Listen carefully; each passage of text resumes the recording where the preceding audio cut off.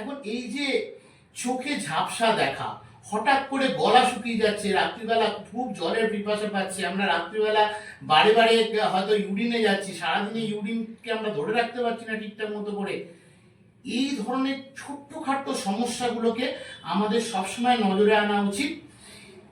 তাহলেই আমরা বুঝতে পারবো হ্যাঁ এইবার আমাদের সুগার পরীক্ষা করা এই সময় থেকেই শুরু হবে, এবং আমরা ফাস্টিং ব্লাড সুগারটাকে এবং পিপি ব্লাড সুগারটাকে প্রথমে চেক করব এবং খেয়াল রাখবো সাধারণত এটা 100 থেকে 126-এর মধ্যে যেন থাকে।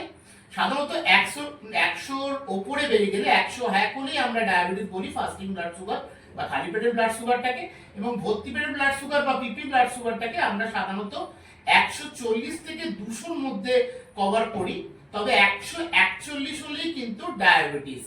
তার ফলে আপনাকে সবার আগে সচেতন রাখতে হবে, যখন আপনাদের এই ধরনের সিমটমগুলো দেখা যাচ্ছে তখনই আপনারা কিন্তু ডায়াবেটিসের পরীক্ষা অবশ্যই করান।